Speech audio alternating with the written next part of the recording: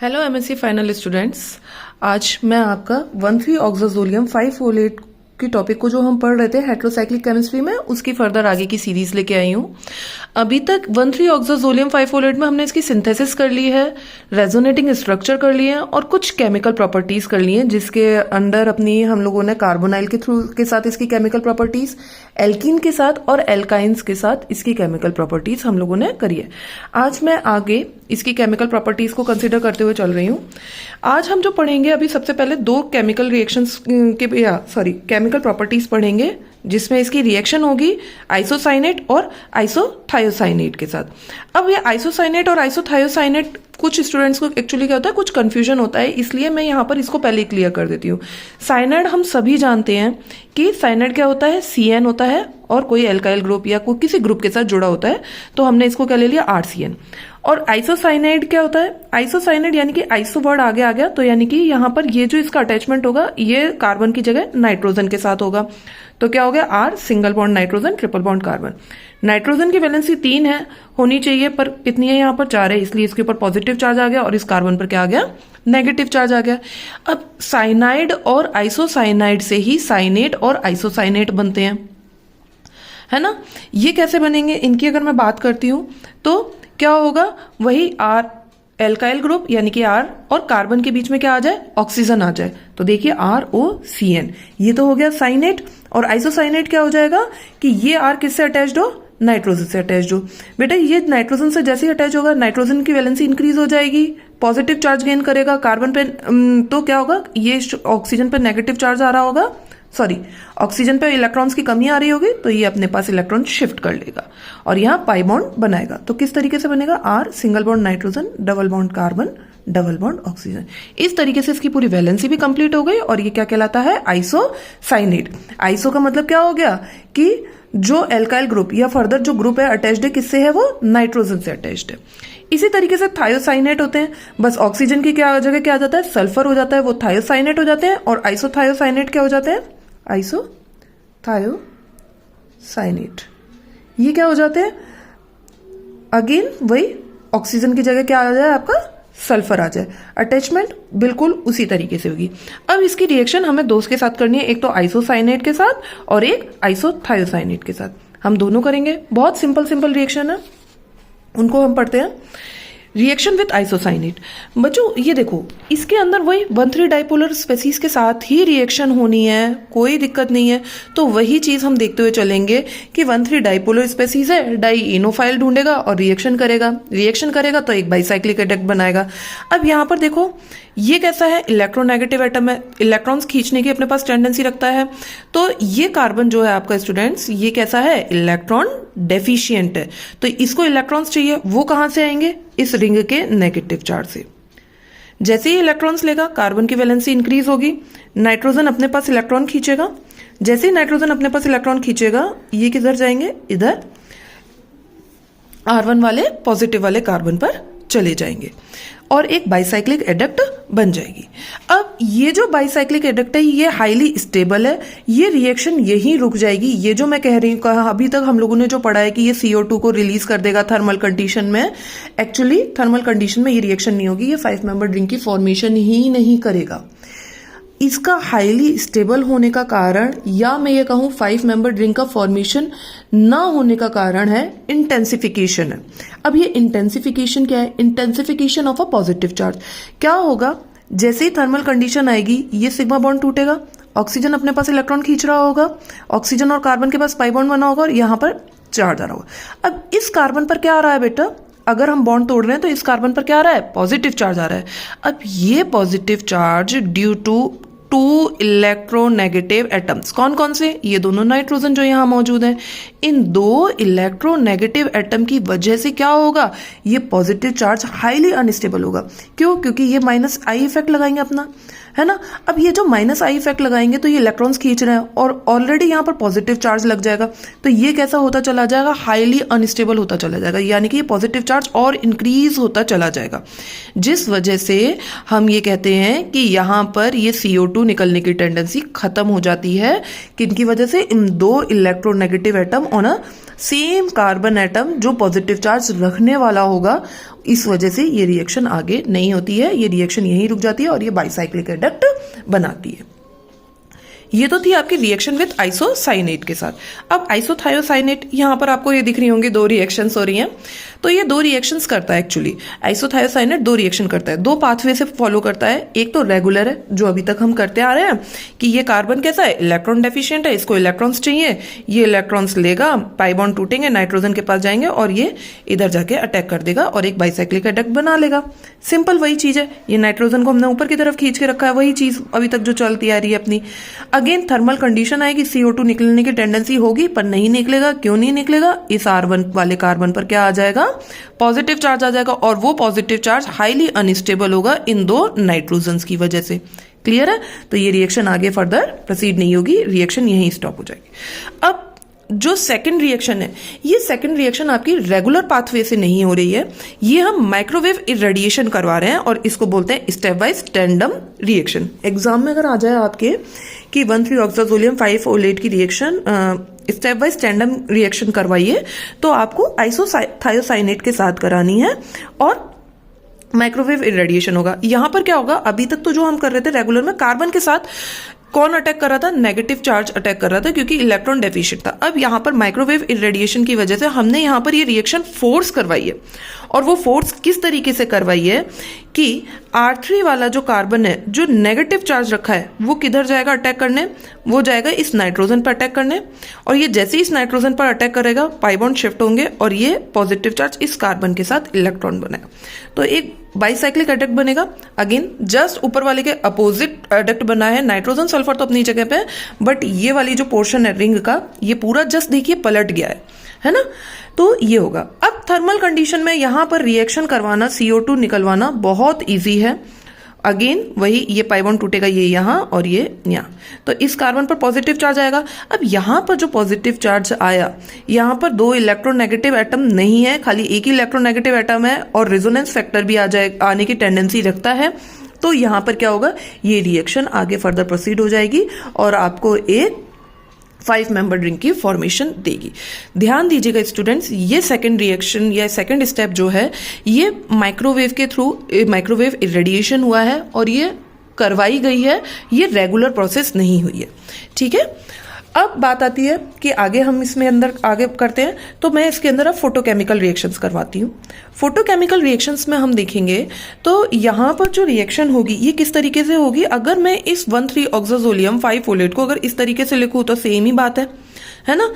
ये क्या होगा, ये ऑक्सीजन का नेगेटिव चार्ज इधर जाएगा, ये जैसे ही जाएगा कार्बन पर इलेक्ट्रॉन वैलेंसी इंक्रीज हो जाएगी, तो साथ ही साथ क्या होगा, ये सिग्मा बॉन्ड टूटेगा, इधर पाई बॉन्ड की फॉर्मेशन कराएगा। जैसे पाई बॉन्ड की फॉर्मेशन होंगे नाइट्रोजन अपने पास इलेक्ट्रॉन ले लेगा। इसने पाई बॉन्ड की फॉर्मेशन क्यों कराई, क्योंकि नाइट्रोजन अपने पास इलेक्ट्रॉन ले रहा है। क्यों ले रहा है, क्योंकि नाइट्रोजन पे पॉजिटिव चार्ज है और ये पॉजिटिव चार्ज रखना पसंद नहीं करेगा, इसीलिए ये सिग्मा बॉन्ड टूटेगा और इधर पाई बॉन्ड की फॉर्मेशन कराएगा। और एक आपको एक आपको टॉटोमर टाइप की स्ट्रक्चर मिलेगी जो कि ये है, इसको हम बोलेंगे कीटीन वैलेंस टॉटोमर। अब बात आती है कीटीन वैलेंस टॉटोमर जो हुई है, यहां पर क्या हुआ, टॉटोमरेज में क्या होता है, हाइड्रोजन का ट्रांसफर होता है। यहां हाइड्रोजन का ट्रांसफर नहीं हुआ है, यहां पर बॉन्ड रीऑर्गेनाइज हुए हैं, बॉन्ड टूट के दोबारा से फॉर्म हुए। अब रीऑर्गेनाइजेशन हो गया, यहां पर ये फोटोकेमिकल रिएक्शन अपनी हो गई। अब इसकी रिएक्शन इथेनॉल के साथ कराएंगे या किसी न्यूक्लियोफाइल के साथ करेंगे। अभी आगे फर्दर में आगे आने वाली क्लासेस में न्यूक्लियोफाइल के साथ भी इसकी रिएक्शन करवाने वाली हूं। तो न्यूक्लियोफाइल के साथ जब रिएक्शन होगी तो यहां पर ये दो कार्बोनाइल्स वाले कार्बन है, एक तो ये वाला कार्बन है और एक ये वाला कार्बोनाइल वाला कार्बन है। ये इथेनॉल इसी कार्बोनाइल वाले कार्बन के साथ रिएक्शन करेगा due to the regio selectivity. अब ये रीजियो सेलेक्टिविटी यहां क्यों ही हुई, वहां क्यों नहीं ले रहा है। रीजियो सेलेक्टिविटी तो यही है ना कि हमने सेलेक्ट करा है रिएक्शन को कि यहीं पर ही ये रिएक्शन होगी। OET माइनस है जो न्यूक्लियोफाइल है वो इसी कार्बन पर जाकर अटैक करेगा, दूसरे पर जाकर अटैक नहीं कर रहा है। वो सब क्यों हुआ, वही सब हम अभी इस रीजियो सेलेक्टिव में समझते हैं। तो मैं ये यहां पर ही समझा देती हूं। एक्चुअली स्टूडेंट्स क्या होता है कि ये ऑक्सीजन का क्या है, इंडक्टिव इफेक्ट लग रहा है, इधर इस नाइट्रोजन का भी इंडक्टिव इफेक्ट लग रहा है। तो ओवरऑल ये कार्बन हाईली कैसा हो गया, इलेक्ट्रॉन डेफिशिएंट हो गया। जबकि इस कार्बन पे बात करूं तो एक ही इंडक्टिव इफेक्ट लग रहा है ना। तो अब बात आई कि भाई अरे जब यहां पर इंडक्टिव इफेक्ट ज्यादा लग रहा है, यहां मोर पॉजिटिव चार्ज हो रहा है, तो ये न्यूक्लियोफाइल तो इस R1 वाले कार्बन पर अटैक करना चाहिए, फिर भी हम इस पे ही करा रहे हैं। तो दूसरा कारण क्या आता है? दूसरा कारण क्या है कि जो हम इलेक्ट्रॉनिक फैक्टर इंडक्टिव इफेक्ट देख रहे हैं, साथ में रिजोनेंस फैक्टर भी तो वर्क कर रहा होगा कि नहीं कर रहा होगा। तो ये नाइट्रोजन का रिजोनेंस फैक्टर भी तो डोमिनेट हो जाएगा, और ऑब्वियसली आप लोग जानते हैं कि resonance is dominate over inductive. तो नाइट्रोजन का तो रिजोनेंस फैक्टर वर्क कर रहा है, जबकि क्या यहां पर रिजोनेंस फैक्टर है किसी का भी जो इस कार्बोनिल वाले कार्बन के ऊपर वर्क करने आएगा? ऐसा तो कुछ भी नहीं है।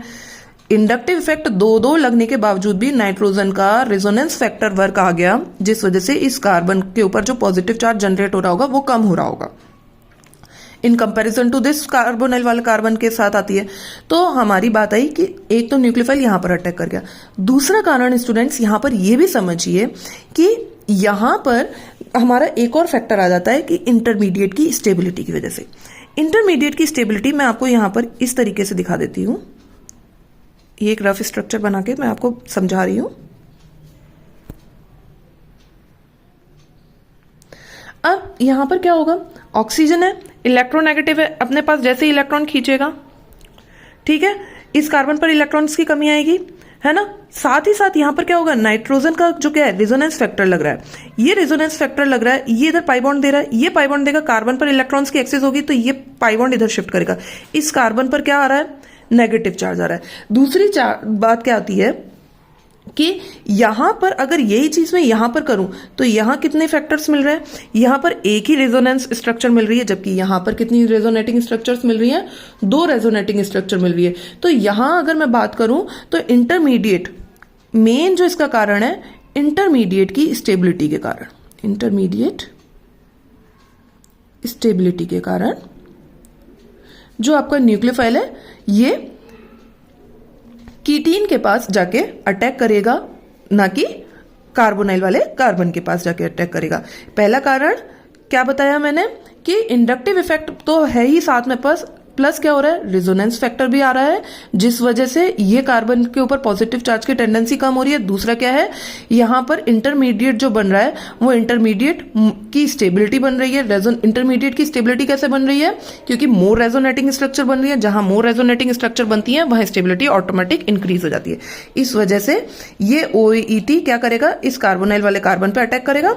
जैसे ही अटैक करेगा ऑक्सीजन के पाई बॉन्ड शिफ्ट होंगे और ऑक्सीजन के ऊपर नेगेटिव चार्ज आते ही ये H+, सॉरी मैंने यहां पर ये गलत लिख दिया, यहां पर क्या आ जाएगा? OH आ जाएगा।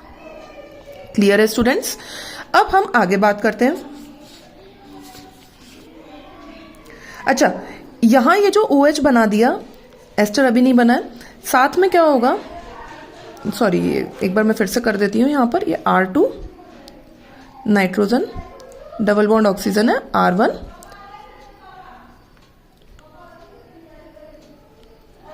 ये ऑक्सीजन पे नेगेटिव चार्ज आया और कौन आ गया? OET आ गया। ये पाई बॉन्ड ऑलरेडी था ही, ये ऑक्सीजन अपना नेगेटिव चार्ज वापस देगा, चाहे H+ लेके करे या फिर मैं कहूं कि ऑक्सीजन अपना नेगेटिव चार्ज वापस देगा, ये कार्बन अपने पास इलेक्ट्रॉन लेगा और जो H+ घूम रहा था वो इस कार्बन पर जाके अटैक कर जाएगा। ठीक है, तो क्या बन जाएगा? आपका एस्टर की ही फॉर्मेशन मिलेगी यहां पर। क्लियर है?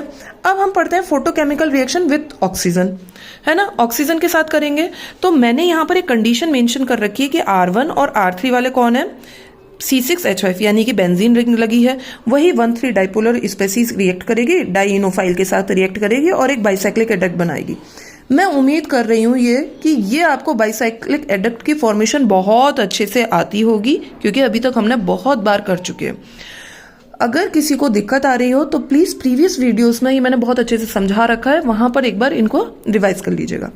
अब बात आती है कि मैंने यहाँ पे कार्बन डाइऑक्साइड गैस रिलीज करवा रखी है थर्मल कंडीशन में और डाइअमाइड बना रखा है। अब कई स्टूडेंट्स के माइंड में ये आ रहा होगा कि अभी जो पीछे रिएक्शंस करी थी हमने, तो CO2 जब तोड़ रहे थे तो यहां पर इस कार्बन पर जब पॉजिटिव चार्ज आ रहा था तो मैंने ये बोला था कि due to 2 electronegative atoms, in 2 electronegative atoms की वजह से ये पॉजिटिव चार्ज हाईली अनस्टेबल है।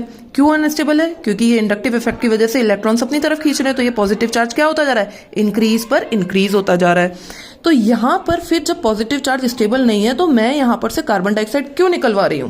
तो उसका कारण ये है कि यहां पर मैंने ये R2 और R3 जो लिए हैं वो कौन लिए हैं, C6H5 बेंजीन रिंग लिए। तो अगर R2, R3 और R1 अपना क्या है, बेंजीन रिंग है। तो मैं इसका एक रफ व्यू, ये यहाँ का, ये इतने का R1 जो है आपका वो कौन है बच्चों, बेंजीन रिंग लिए है ना। और इस कार्बन पर क्या है आपका पॉजिटिव चार्ज आ गया। अब ये कार्बन जब तक नाइट्रोजन के पास आएगा, नाइट्रोजन ये कार्बन को देखेगा, पॉजिटिव चार्ज को देखेगा, तब तक तो यहां पर ये बेंजीन रिंग इसके साथ रेजोनेंस करवा चुका होगा। तो यानी कि ये पॉजिटिव चार्ज रेजोनेंस में इन्वॉल्व हो चुका होगा। इधर ये जो नेगेटिव चार्ज है वो भी R3 वाली बेंजीन रिंग के साथ मौजूद पाई बॉन्ड्स के साथ रेजोनेंस में इन्वॉल्व हो चुका होगा। तो इसीलिए जो यहाँ पर पॉजिटिव या नेगेटिव चार्ज लगने वाले हैं वो हाईली स्टेबल हो जाएंगे और थर्मल कंडीशन में इसी वजह से कार्बन डाइऑक्साइड गैस निकल जाएगी और जो हमें को डाइअमाइड की फॉर्मेशन कराएगी। किस तरीके से कराएगी, जैसे ही ये CO2 यहाँ से निकलेगा तो इधर क्या आया स्टूडेंट्स, ये देखिएगा, ये ऑक्सीजन है, ये ऑक्सीजन है ना, ये नाइट्रोजन, ये R1, ये आपका R2 आ गया और यहां आ गया आपका R3। इस पर नेगेटिव है, इस पर पॉजिटिव है ना। अब क्या होगा, ये नेगेटिव चार्ज इधर पाई बॉन्ड की फॉर्मेशन करेगा, ये जैसे ही पाई बॉन्ड की फॉर्मेशन करेगा ऑक्सीजन की वैलेंसी इंक्रीज हो जाएगी, तो ये सिग्मा बॉन्ड तोड़ेगी और ये यहां पर पाई बॉन्ड का फॉर्मेशन करेगी। तो आपको एक डायरेक्ट डाइअमाइड की फॉर्मेशन दिखेगी, है ना। अब आगे हम चलते हैं। आगे मैंने इसकी रिएक्शन विद न्यूक्लियोफाइल्स के साथ करा रखी है, वही है पहले फोटोकेमिकल कंडीशन में हमने क्या करा है, कीटीन वैलेंस टॉटोमर करवाया, टॉटोमरिज्म हो चुकी है। अब ये टॉटोमरिज्म होते ही क्या होगा, H2O आएगा। मैं एक का समझा देती हूँ, H2O है तो क्या हुआ, OH माइनस और H+ मौजूद है ना, न्यूक्लियोफाइल है भाई, न्यूट्रल न्यूक्लियोफाइल लिए मैंने सारे के सारे। क्या होगा, OH माइनस है, ऑब्वियसली इसी वाले कार्बन के ऊपर अटैक करेगा, कारण अभी बताए रिजियो सेलेक्टिविटी। रिजियो सेलेक्टिविटी भी यहाँ पर दो हैं, कौन कौन सी हैं, एक तो आपका इलेक्ट्रॉनिक फैक्टर है और दूसरा कौन सा है, स्टेबिलिटी ऑफ इंटरमीडिएट। ठीक है, ये न्यूक्लियोफाइल इस पर अटैक करेगा, ऑक्सीजन अपने पास पाई बॉन्ड खींचेगा, जैसे ही खींचेगा वापस से अपने पास इलेक्ट्रॉन देगा और ये कार्बन अपने पास इलेक्ट्रॉन खींच के लेके जाएगा जो कि H+ जोड़ेगा। तो ओवरऑल क्या बनेगा, यहां तो आ गया OH और ये एक कार्बोनेट, एसिड की फॉर्मेशन होगी। इसी तरीके से ROH के साथ होगा तो OR माइनस आ जाएगा और H+ आ जाएगा, तो CH और सिंगल बॉन्ड OR और डबल बॉन्ड कार्बोनेट। इसी तरीके से एमीन के साथ होगा तो single bond double bond carbonyl और सिंगल बॉन्ड NRH। क्लियर है स्टूडेंट्स, यहाँ हाइड्रोलाइसिस हुई है, ये एल्कोहलिज्म हुई और यहाँ पर अमीनोलाइसिस हुई है। ठीक है, ये इसकी केमिकल प्रॉपर्टीज थी 1,3-ऑक्साजोलियम 5-ओलेट की। अभी तक इसके अंदर अब हमारा कुछ भी नहीं बचा है, मैंने पूरा कंप्लीट करा दिया है। One of the most mechanism है या केमिकल प्रॉपर्टीज कहूँ या रेजोनेटिंग स्ट्रक्चर कहूँ, क्योंकि एग्जामिनर का फोकस इस वाले टॉपिक पे बहुत ज्यादा रहता है। इसकी रिएक्शंस को बहुत अच्छे से करिएगा, मैं उम्मीद यही करती हूँ आप लोगों को समझ में आ गया होगा। और अगर आप लोगों को अच्छा लगा है लेक्चर तो please like, comment and subscribe my channel, है ना। और स्टूडेंट्स प्लीज इनकी प्रैक्टिस जरूर करिएगा क्योंकि ये बहुत हेल्पफुल है। एग्जाम में डायरेक्ट आते हैं, थ्योरी कुछ नहीं लिखनी है, रिएक्शंस मांगता है एग्जामिनर, रिएक्शंस ही देनी है, थ्योरी जरूरी नहीं है लिखना बिल्कुल भी। इसीलिए मैं थ्योरी पे फोकस यहाँ पर नहीं करा है। अगर थ्योरी जहां जरूरत होती है मैं वहां ऑटोमेटिक लिखवा रही हूं आपको। ठीक है स्टूडेंट्स,